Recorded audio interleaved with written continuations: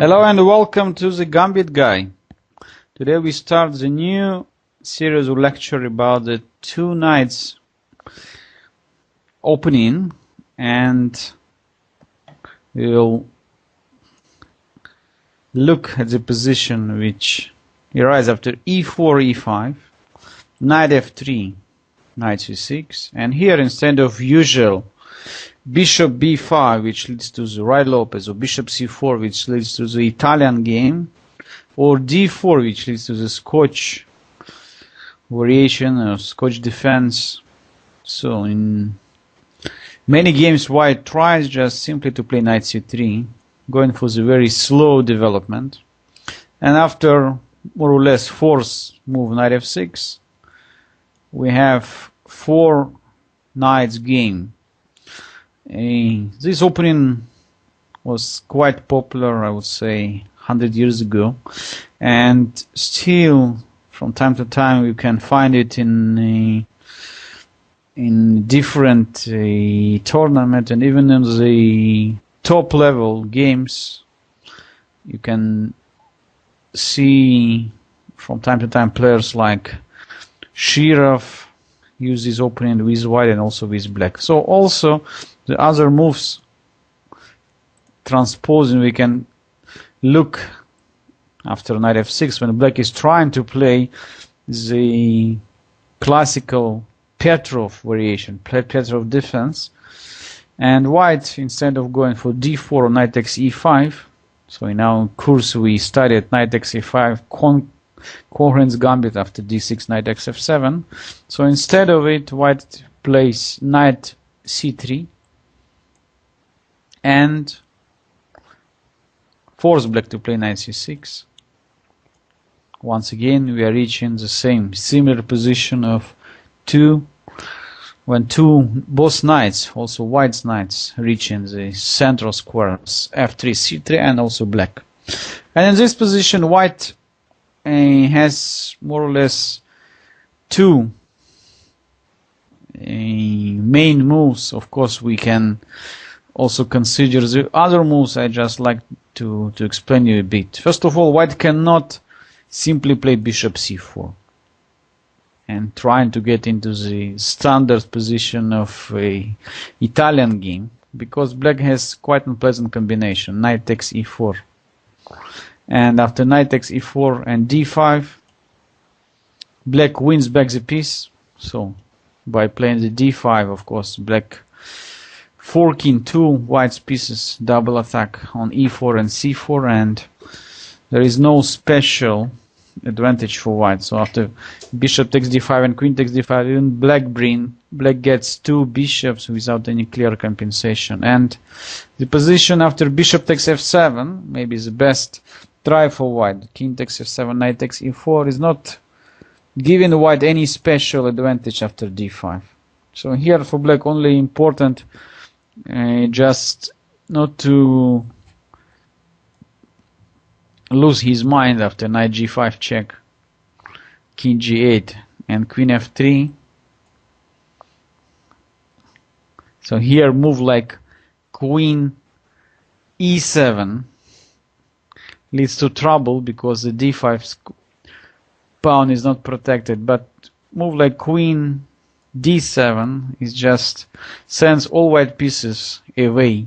So black is also threatening at some point d takes e4, but the more unpleasant one that black's next move is h6 or knight d4, which force all white pieces to go back. That's after knight c3. So black immediately could play h6, or even to start with cannot start with e4. That's exactly what white is looking for, because of knight takes e4, some kind of tactics. And if in case of d takes, queen b3 check, but simply we can avoid any business with all this combination by simply playing h6. So knight should go away. Black is getting clear positional advantage, strong center, and the opportunity to counterattack with knight d4 on e4. So bishop c4 cannot be recommended already for many years. This well known.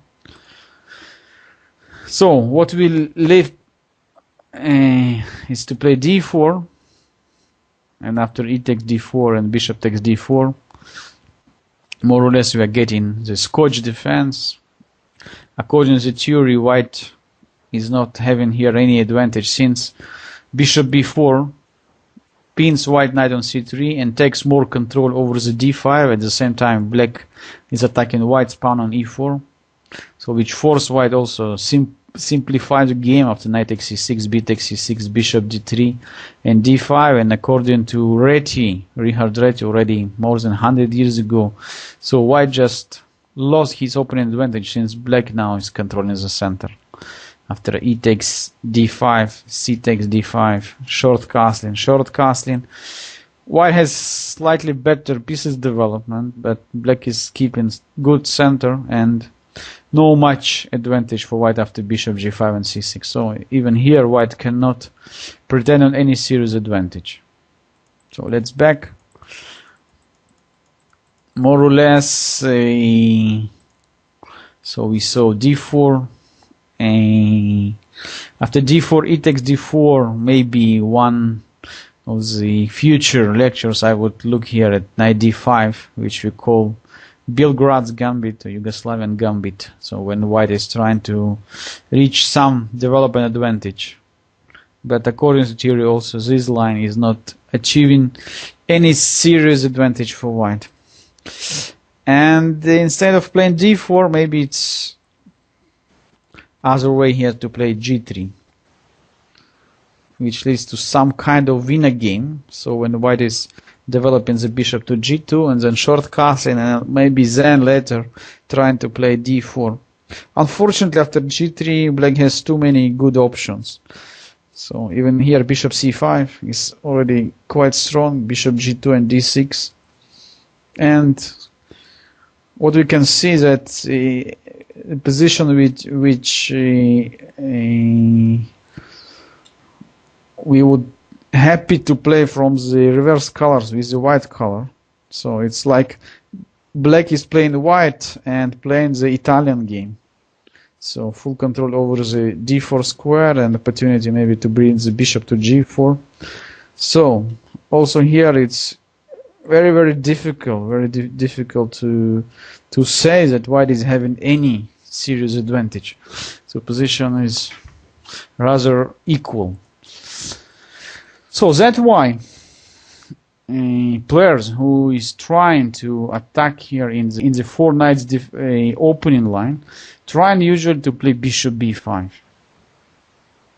Once someone played against me bishop e2, but of course this move cannot be called the try for advantage, because even after d5, black fighting for the center squares, and after e takes d5 and knight takes d5, there is no any problems for black.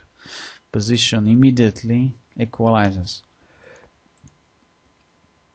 So that's why, more or less, bishop b5 is one of the main, I would say, variations in the four knights opening line.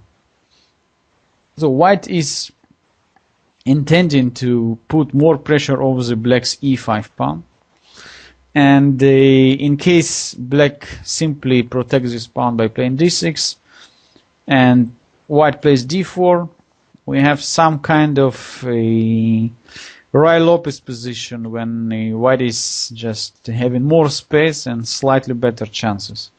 After e takes d4, white can play also knight takes d4, also queen takes d4 deserves serious attention. So definitely clear superiority for white in this line. d6 cannot be recommended. So the theory says that after bishop b5, the old continuation was bishop b4, so trying to repeat white's ideas, white moves, and then after, let's say, short castling, d3, bishop takes c3, b takes c3, and d6, black keeps quite safe pawn structure, despite the fact that white is having two bishops. In such a situation, two bishop is not a serious advantage because position is quite closed. Still, I would say to play this position with white is more pleasant. So white could play rook e1 and d4, maybe bishop could go to g5, pin black's knight on f6. So still white is keeping slightly better chances. That's why already first attempts to find some I would say more aggressive continuation for black already we saw in the start of the last century, when in Monte Carlo Frank Marshall played knight d4 move for the first time, and later on Akiba Rubinstein, one of the greatest Polish and Russian chess players, decided to include this opening line into his repertoire, and because of the great development of this line, thanks to the important games of Akiba Rubinstein, we call today this variation is Rubinstein variation, so Rubinstein gambit line. Why gambit line? Because if white is not going for the trading, so how we are taking about knight takes d4, e takes d4 and e5, which more or less leads to the full equalization after, I would say, drawish variation after d takes c3, e takes f6, and then a short cast and etc. So too many exchanges, so white got any advantage. So in this line it's just immediately drawish position. I would like to pay your attention that after e takes f6, for black maybe not so good to capture on d2, because this leads to a positional advantage for white. And after short castling, white very fast developing his pieces. Bishop comes to c3, rook comes to e1, and according to the theory, it's a bit dangerous situation. So better to avoid all this kind of complications. So, but black simply could play in this position, just not to capture immediately. Queen takes f6, and after b takes c3 or d takes c3, bishop e7, and then short castling, c6 and d5. So what to play? What to say? So position is quite equal. So we have the similar pawn structure. Black is having quite nice pieces development, so no any advantage. So that's why, if you like really to, from white's point of view, of course, trying to fight for any scene, we have to play away with the bishop. So in the first game, played by Rubinstein against Belchizman in Poland, after knight e4, white choose to move the bishop to c4. Of course, white is trying to look at f7 pawn, and here, for the first time, what happened here? That instead of usual move knight takes f3, which leads to slightly better position for white, because just better pieces development. Queen takes f3, and then d3, and then maybe bishop g5, short castling, and white could prepare f2, f4 idea later on, with all the pieces quite good placed. Instead of all this, black choose the real gambit variation. So Rubinstein played bishop c5, sacrificing the pawn on e5. Knight takes e5, and queen e7.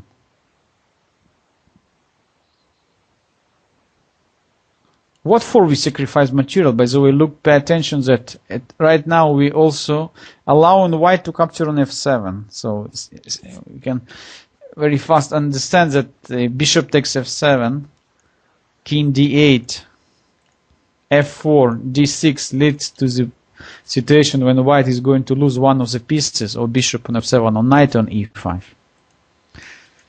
And Same problem after knight takes f7. So black immediately could play or rook f8 or even d5, which leads to very unpleasant position now for white.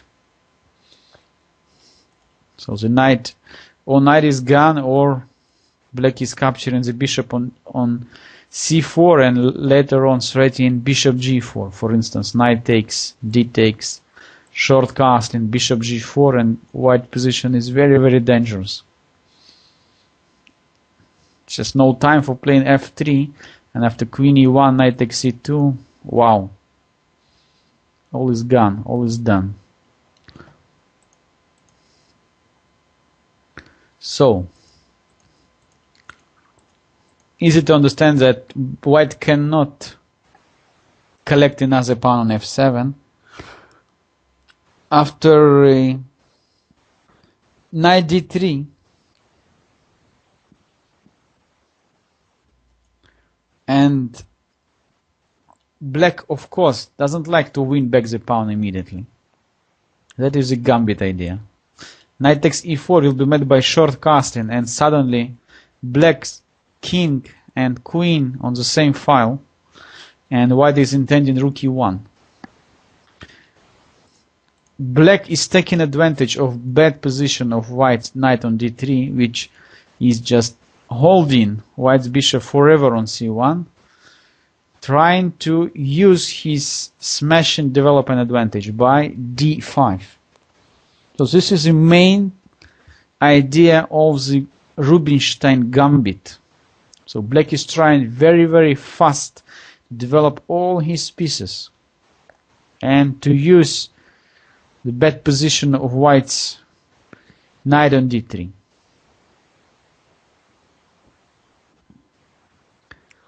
So now if knight takes c5, then after d takes c4, and later on knight takes e4, black's position is fantastic.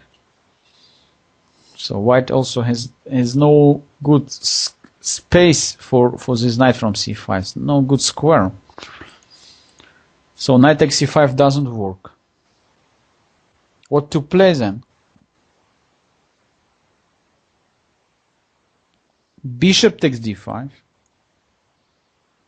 After knight takes d5, knight takes d5, and queen takes e4, force white to play knight e3. And despite the fact white is still keeping the extra pawn, 2 bishop, and great position of all black pieces, pay attention on knight on d4. After bishop d6, short castling, bishop e6, knight e1. Otherwise, it's just almost impossible to develop the bishop from c1. And long castling, look at the situation. All black pieces are very, very active. So white still pawn up, but after we move away the queen to g6 or to h4 and start pushing pawns on the king side, black's attack would be almost impossible to stop. So if you like to... we can analyze later on the game between Nimtsevich and Alokhin, which continues that way. But already here, it's easy to see that black is having more than a compensation for sacrificed pawn. So in the Rubinstein's game, after d5, white played knight takes d5. Queen takes e4 check, knight e3. So white tried to keep 2 bishops, but very bad position of a knight on d3 still puts white in the defensive side in this game. So after bishop d6, short castling, b5, bishop b3, bishop b7, black is starting direct attack over the white's king side. 2 bishops, queen, knight on d4, and another help, knight on f6, all are helping develop very strong attack on the king side. Knight e1. queen h4, g3, queen h3. So all the time we are having the same threads. So the thread over the long diagonal, and when we just h pawn will join the attack on the king side, the position will be already lost. Suddenly, white has no any way to stop this attack, because black is threatening also bishop takes g3 at many variations, also knight g4, also long castling will just bring other rook into the game. But right now it's almost impossible to stop h5 and h4 idea. c3, trying to remove this knight on d4, no problem. h5, of course, Rubinstein is sacrificing the knight, because h4 idea and then h take g3 and queen h2 checkmate, no way to stop it.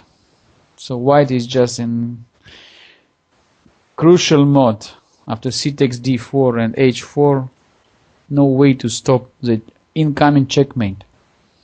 So after f3, h take g3,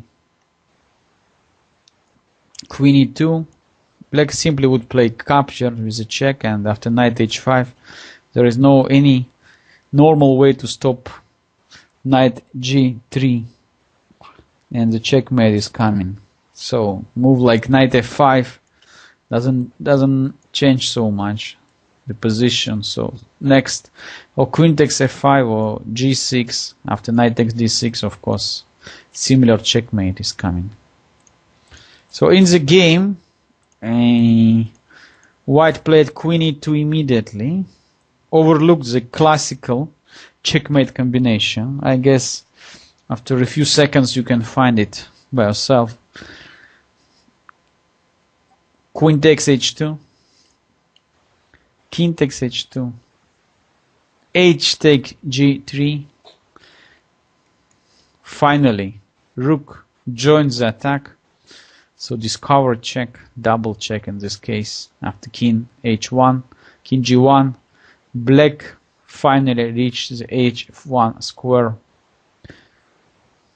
and rook h1. This is a very nice checkmate situation.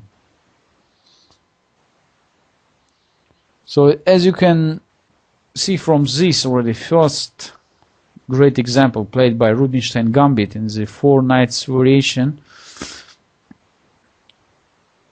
all the similar ideas which we studied in the gambit guide. Black is trying to get better development, ready to sacrifice pawns, to bring all the pieces very fast into the game, and use the weak squares, weaknesses in the opponent's camp. So right here is the bad development of white pieces and the domination of all black pieces which are looking towards the white king side, and finally the final attack with the h5 and h4, it just quite nicely shows the black's opportunity in the king side attack.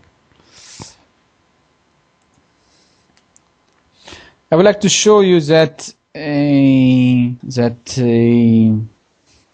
ideas of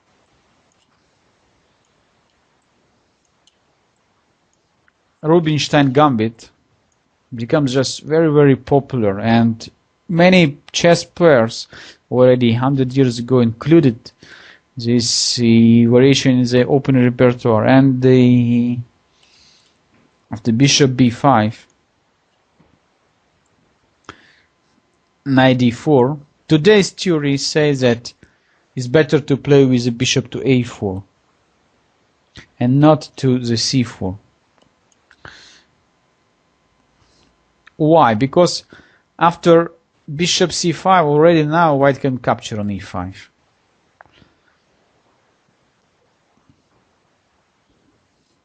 After c6, this is one of the main developments of the Rubinstein gambit. Short castling and bishop c5. For white, extremely dangerous to capture here the pawn on e5, since after g6, if knight is going to f3, then bishop comes to g4, and no way to escape from this unpleasant pin when black is just continue developing his attack smoothly. When white is trying to play knight d3, once again this knight is just locking the development of the dark square bishop. So black is developing his attack very easily. Bishop g4. Now after f3, simply discover check knight takes f3, and black is winning. After queen e1, for a second white looks okay, because the c2 pawn protected by the bishop on a4, but doesn't matter so much. White is under mating threat after knight f3 check. G takes f3, bishop takes f3. Now black is aiming to bring the queen over the g4 or h3 with a decisive checkmate threat, and the analysis shows that almost impossible for white here to stop black's attack. After e5, black simply castling short side.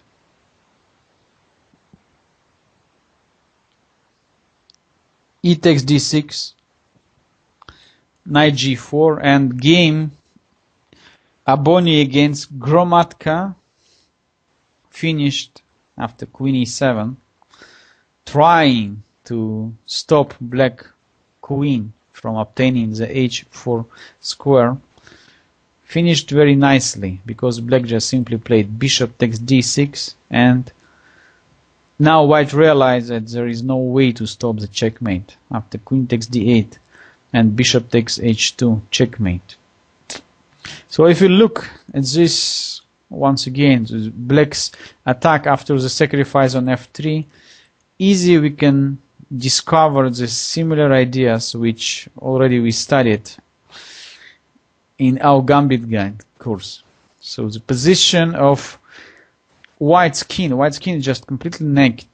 There's no pieces which could prevent black's queen from achieving the g4 square. So white's bishop on a4 is quite away. That's why it's important move c6 in such situation. Just prevents, of course, the pin of the d pawn, and for us very, very important, of course, to develop the light square bishop on g4. So threatening white's queen on d1.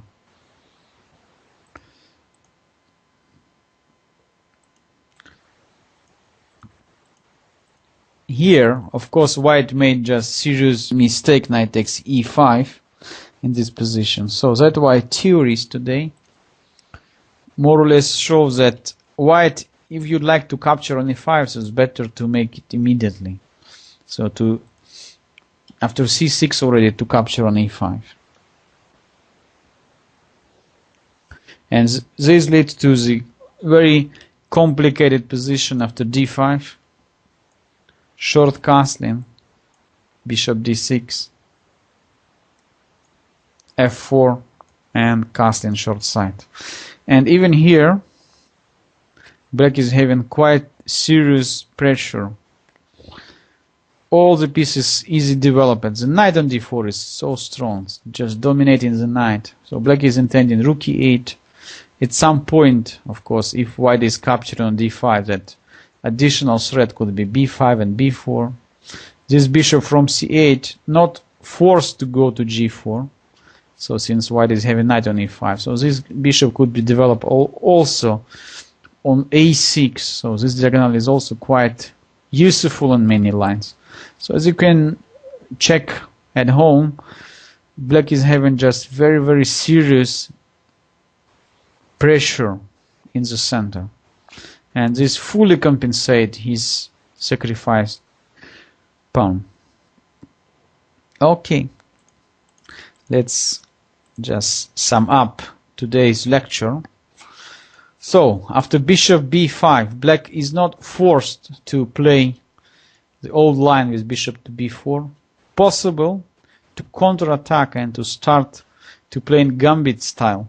So, to play knight d4, the move which was discovered already more than 100 years ago, but fully developed thanks to one of the greatest chess players of the last century, Rubinstein, and very successfully also included into his tournament practice.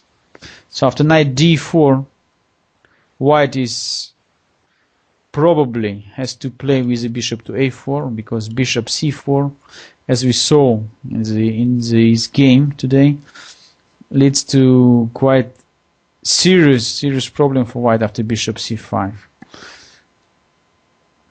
I mean, serious problem, of course, for trying to fight for a win, trying to fight for advantage. So only bishop a4 somehow leads to a position where we are saying white is fighting for advantage. Next lesson we also would consider here as a position after knight takes e5, which also played few times even today. This knight takes e5 move could surprise everyone, because you have also know exactly how to react in this or in that case. But today's lesson is finished, and I would like to thank everybody for watching. I believe that you like this great idea of Akiba Rubinstein in the 4 knights variation, and follow me on the next lecture about the gambit of Rubinstein. If you have any question, any request, you can contact me on www.chesslessons.wordpress.com, on my website. See you next time. Bye.